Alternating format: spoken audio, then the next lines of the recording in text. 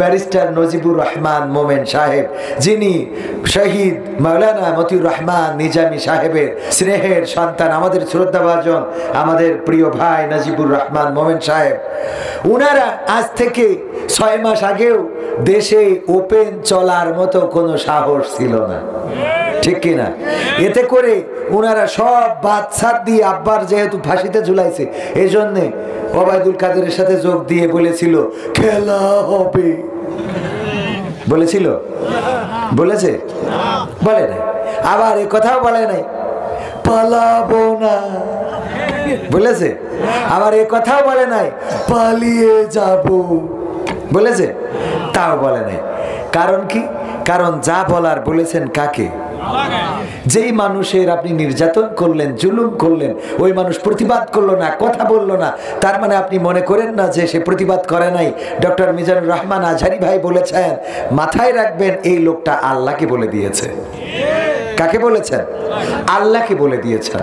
যার বলার কোনো জায়গা নেই, আমরা প্রায়ই বলি যার কেউ নেই তার আল্লাহ আছে, কিন্তু যার অনেকেই আছে তারও আল্লাহ আছে। সুবহানাল্লাহ বলেন। আমরা কিন্তু এই কথা বলি না যে যার সব আছে তার আল্লাহ মানে আল্লাহ দরকার নেই, এই কথা বলা যাবে না। বরং যার কেউ নেই তার কে আছে, আবার যার সব আছে তারও কে আছে। যার সব আছে তারও আল্লাহ আছে, যার কেউ নেই তারও আল্লাহ আছে।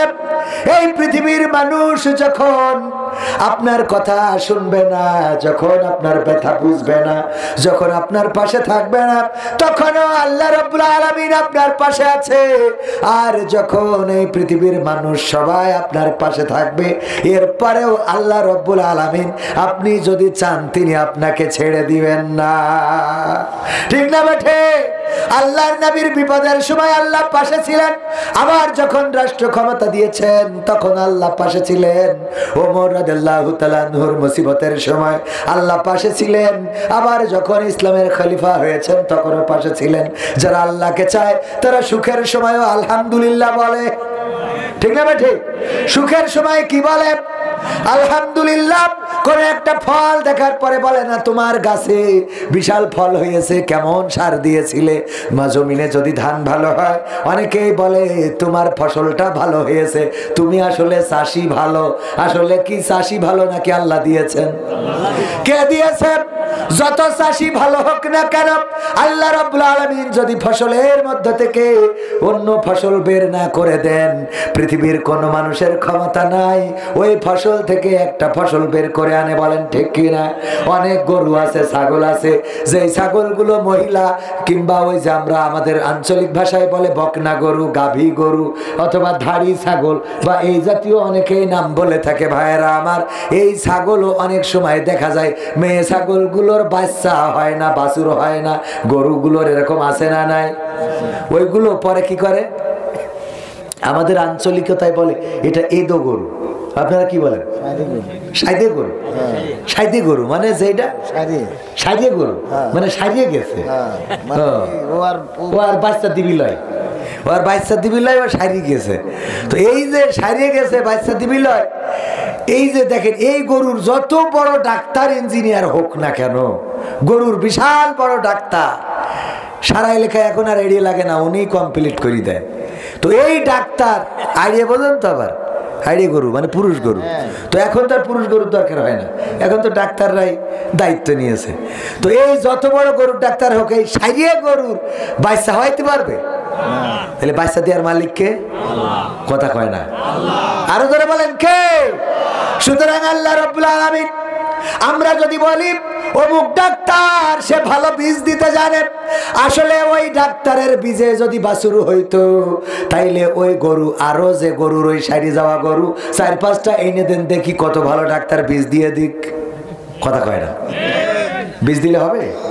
আবার তাদেরও একটা সময় আছে, আল্লাহ রাব্বুল আলামিন তাদের প্রাকৃতিক ভাবে একটা সময় করে দিয়েছেন, সেই সময়ের মধ্যেই অবশ্যই তার এই ব্যবস্থাটা করা লাগবে। ওগো আমার ভাইয়েরা, এভাবে আল্লাহ রাব্বুল আলামিন এই প্রাণীকুলকে সৃষ্টি করে রেখেছেন।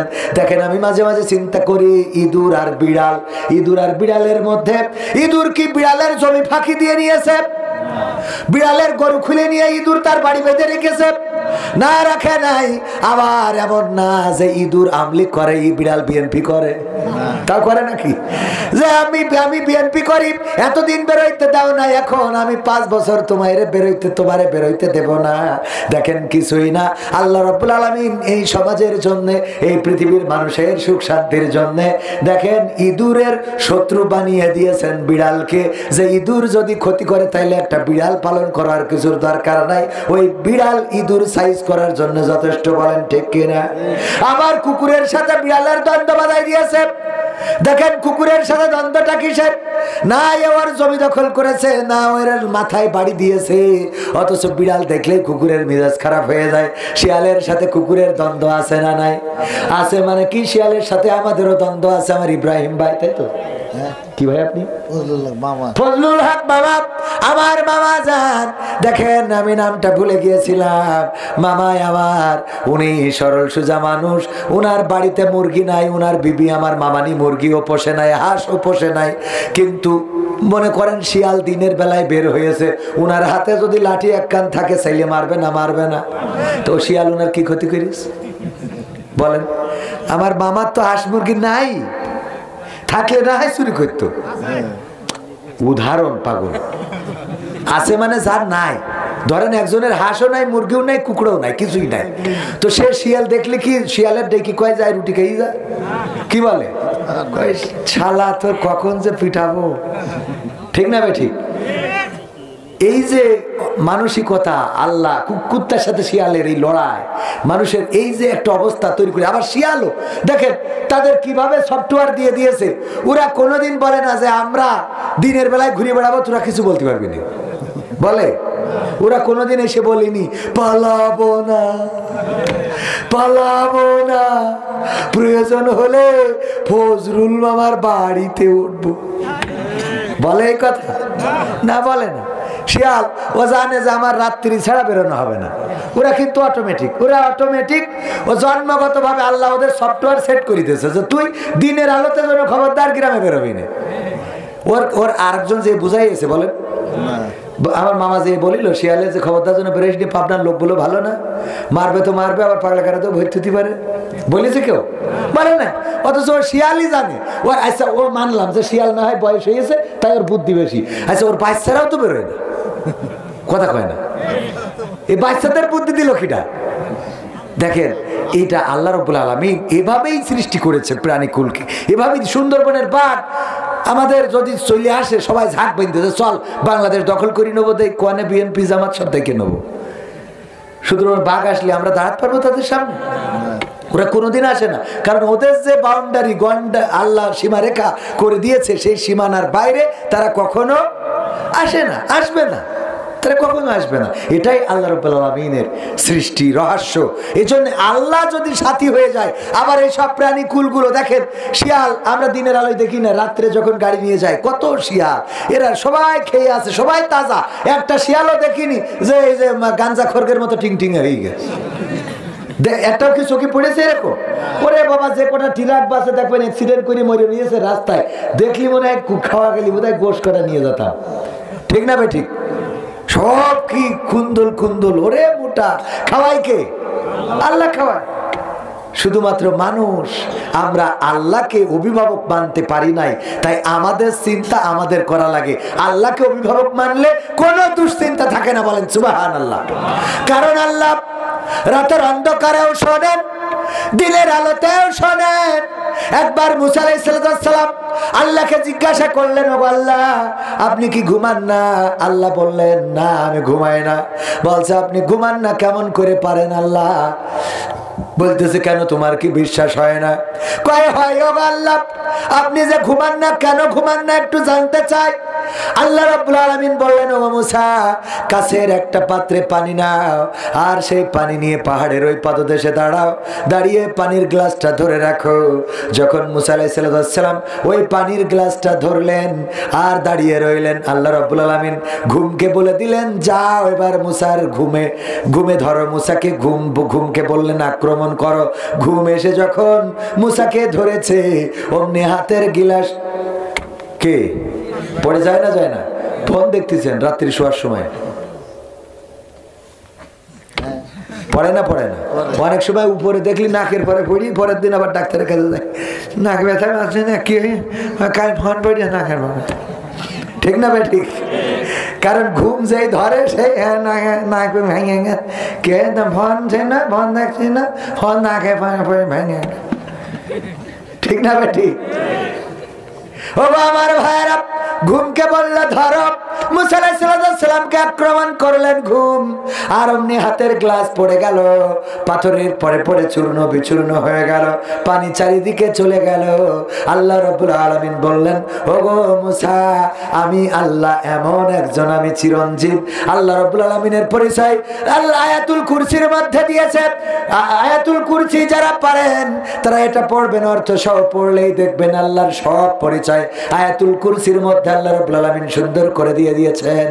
ওগো আমার ভাইরা, আল্লাহ রাব্বুল আলামিন মুসা আলাইহিস সালামকে বললেন, আমি যদি ঘুমিয়ে যেতাম তাইলে এই দুনিয়া ওই কাচের গ্লাসের মতো পড়ে ভেঙে চূর্ণ বিচূর্ণ হয়ে যেত। বলেন আল্লাহু আকবার। ওই আল্লাহ জেগে আছেন, রাত 12টার সময় আপনার হঠাৎ করে বুকের মধ্যে ব্যথা, দমটা বন্ধ হয়ে যায়, ডাক্তারের কাছে নিয়ে যেতে হবে। গ্রাম্য ডাক্তারকে ডাকা হলো, বলল ঘুম থেকে উঠলাম, কেবল আসতে 10টা মিনিট লাগবে, এই 10টা মিনিটও আপনি নিঃশ্বাস নিতে পাচ্ছেন না। ওই সময় গ্রাম্য ডাক্তার 10 মিনিটে আপনার কাছে আসার আগে আপনার কাছে থাকেন কি? ডাক্তার ডাকার আগে ডাকেন কাকে? আল্লাহকে ডাকা যায়, আল্লাহকে পাওয়া যায়। যারা আল্লাহকে ডেকেছে তারা আল্লাহকে পেয়েছে, আর যারা আল্লাহকে ডাকে নাই তারা আল্লাহকে পায় নাই। ওগো আমার ভাইরা, ডাকার মতো ডাকলে আল্লাহকে পাওয়া যায়। কারণ আপনি ঘরের মধ্যে যদি আল্লাহর স্মরণ করেন, আল্লাহ ওই ঘর থেকে আপনার ডাক শুনতে পান। যদি ফাঁকা মাঠের মধ্যে থেকে আল্লাহকে স্মরণ করেন, ওই ফাঁকা মাঠ থেকে আল্লাহ শুনতে পান। যদি আপনি অন্য কোনো জায়গা থেকে, জেলখানা থেকে, অথবা আপনি যত সুখে থাকেন বঙ্গভবন, সংসদ ভবন থেকে, অথবা দাদার দেশে মোদির কাছ থেকেও যদি আল্লাহকে ডাকেন, আল্লাহ শোনে না? শোনে না? কথা কয় আল্লাহ শোনে না? শোনে না? অথচ আমার নেত্রী শুধু মোদিকে ডেকেছে বলে ভারতে জাতি পেরেছে, আর আল্লাহকে ডাকলে গোটা দুনিয়াটা তার জন্য হয়ে যেত। ঠিক না ঠিক? নেত্রী ডেকেছেন দাদাকে, দাদার হাতে ছিল চাবুক, ছুড়িয়ে মেরিয়েছে, ও বড্ড লেগে, নাকি কলম ছিল, একটা কলম ছিল, ছুড়িয়ে মেরিয়েছে, ও বড্ড লেগেছে। দাদার হাতে ছিল হেলিকপ্টার, পাঠাই দিয়েছে, ওই দেশে চলে গিয়েছে। ও আমার ভাইরা, আল্লাহকে ডাকলে এই দেশ ছাড়া লাগতো না, এই মাটি ছাড়া লাগতো না, এই দেশের মধ্যে, এই মাটির মধ্যে গর্ব করে বসবাস করতে পারতো। বলেন ঠিক কিনা? আল্লাহকে ডেকেছেন মতিউর রহমান নিজামী রাহিমাহুল্লাহ। শহীদ হওয়ার আগে আজকে তো এসেছিলেন ব্যারিস্টার নাজিবুর রহমান মোমেন সাহেব। উনার কাছে উনি সহ উনার পরিবার যখন দেখা করেছিলেন, এমন একজন আল্লাহর ওলি, উনি বললেন, ও আমার সন্তানেরা, বলো দেখি আমি ফাঁসির কাষ্ঠে লুঙ্গি পরে যাব নাকি পায়জামা পরে যাব? সাথী আই, কে যাবে আমার দাফন কাফন করার জন্য? তোমার মাকে নিয়ে যেও না, কারণ তোমার মায়ের বয়স হয়েছে, অসুস্থ হয়ে পড়বে। মৃত্যুর আগে এমন স্বাভাবিক কথা শুধুমাত্র তারা বলতে পারে যাদের পাশে আল্লাহ থাকে। বলেন ঠিক কিনা? ইতিপূর্বে অসংখ্য প্রমাণ রয়েছে। মুসা আলাইহিস সালাম যখন নদীর কিনারায় চলে গেল, পৌঁছে গেল, পিছনে কারা? ফেরাউনের বাহিনী, আর সামনে কি? নদী, নৌকা আছে। নৌকা তো ছিল না। ও আমার দরদি, আগে জানলে তোর ভাঙা নৌকায় চড়তাম না। ঠিক না ঠিক? ভাঙা নৌকায় চড়তাম না, আর এই বিপদে পড়তাম না। ওরে বর্ডারেতে খাইলাম ধরা, বিসিটাও তো পাইলাম না। আগে জানলে তোর ভাঙা নৌকায় চড়তাম না। ঠিক না ঠিক? তার মানে নৌকায় চড়লেও সবসময় নদীতে চলা যায়। কথা কয় না? নৌকায় চড়লেও সবসময় নদীতে চলা যায় না, কারণ নৌকা তো নিজে চালাতে হয়। কিন্তু আল্লাহ রাব্বুল আলামিন যদি কারো মাঝি হয়ে যায়, তাইলে তার আর কোনো নৌকার দরকার হয় না। বলেন সুবহানাল্লাহ। মুসা আলাইহিস সালামের মাঝি ছিলেন কে? পরিচালক ছিলেন কে? ডিরেক্টর ছিলেন কে? আল্লাহ রাব্বুল আলামিন ডিরেক্টর থাকার কারণে, মাঝি থাকার কারণে আর নৌকার দরকার হয় নাই। নদীর কিনারায় যখন পৌঁছে গেলেন, মুসা আলাইহিস সালাম একটা বারের জন্য হতাশ হন নাই। কিন্তু সাহাবীরা, ওদের তো ইমানের মধ্যে একটু জোর কম ছিল, ঠিক না বেঠিক? আর সবচেয়ে তেড়া সাহাবী ছিল মুসা আলাইহিস সালামের সাহাবী। এত তেড়া, মান্না সালুয়া জান্নাতে আসে, খায় আর ঘুরি বেড়ায়, কয় আমরা এরামটা খাবো না, আর একটু রং বিরঙের হতে হবে, পোলাও বিরিয়ানি হতে হবে, কয় কি ও বাদ দাও আমরা রেন্দে খাবো। কত বড় শয়তান! বসে পড়িয়ে জান্নাতে খাবার আসে, তুই খাবি আর হাত ধুয়ে ঘুরে বেড়াবে আর বোর সাথে মস্তি মারবি। কথা কয় না, মন খারাপ খেলো।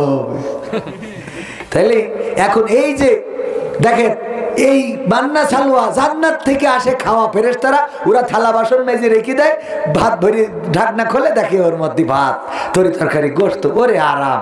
এই আরামের খাওয়া বাদ দিতি, কয় আমরা পেঁয়াজ রসুনের চাষ করবো, আলু করবো, পটল করবো, আমাদেরও অত ওই মান্না সালুয়া খাবো না।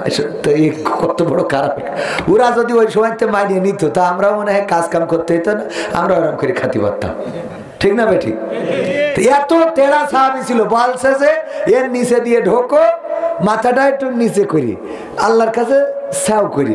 ওরা করিস কি আগে পা ঢুকাইতে, আগে পা ঢুক, বলছে মাথা ঢুকাবে না, কি ঢুকাবে? পা ঢুক। মানে শয়তান কাকে বলে? মানে কিছু শয়তান থাকে না, প্রতিদিন লিচু চুরি হয়, তো লিচুর মালিক আমার মামা যেই বলছে আজকে লিচু গাছ চকি দেবো, কিডা চুরি করে, তো হঠাৎ দেখে লিচু গাছে গান বাজতেছে, কত খাবো কত খাবো। তো বলছে কত খাবে এটা? কিডা যেই দেখে, কিডারে তুই লিচু গাছে রাত্রি? তো বলছে আমি। তা আমি মানে কিডা তুই? তাই মাকছে, এই মাকছে তুই লিচু পারছিস কেন? এই তোর আব্বার নাম কি? ক আমার কাছে লিচু রোজ রোজ চুরি করিস, তোর আব্বার কাছে যাবো। তো বলছে আব্বার কাছে যাবেন? তো যাবো না তো কি, তুই আমার কাছে লিচু চুরি করিস, তোর আব্বার কাছে পিছু দেবো। বলছে আব্বা তো বাড়ি নেই। তোর আব্বা বাড়ি নেই কনে গেছ? বলছে আব্বা তো উপরের ডালে। আব্বা উপরের ডালে, ওখান থেকে পেড়ি ধরছে, আমি ধরছি। তো বিচার দেবে কার কাছে? মানে শয়তানরা তো বড়টা উপরে, ঠিক না বেঠে? ও আমার ভাইয়ারা, আলোচনায় আসি। মুসা আলাইহিস সালাম নদীর কিনারায় পৌঁছে গেলেন।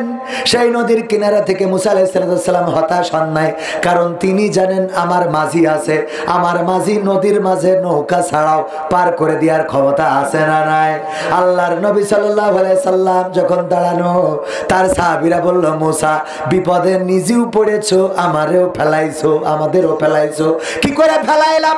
এই যে নদীর কিনারায় নিয়ে এসেছো, এখন সামনে নদীতে নাই কোনো যানবাহন, নাই পার হওয়ার কোনো ব্যবস্থা, আর পিছনে ফেরাউনের সৈন্য বাহিনী, তাদের ঘোড়ার পায়ের নিচেই এখন পিষ্ট হয়ে মারা যাওয়া লাগবে, অথবা নদীতে চুবানি খাওয়া লাগবে।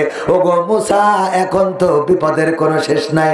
আল্লাহর নবী হতাশ হলেন না, বললেন লা তাকনাতু মির রাহমাতিল্লাহ, আল্লাহর রহমত থেকে নিরাশ হওয়া যায় না। যারা আল্লাহর কাছে নিজেদেরকে সমর্পণ করে, আল্লাহ তাদের জন্য যথেষ্ট হয়ে যায়।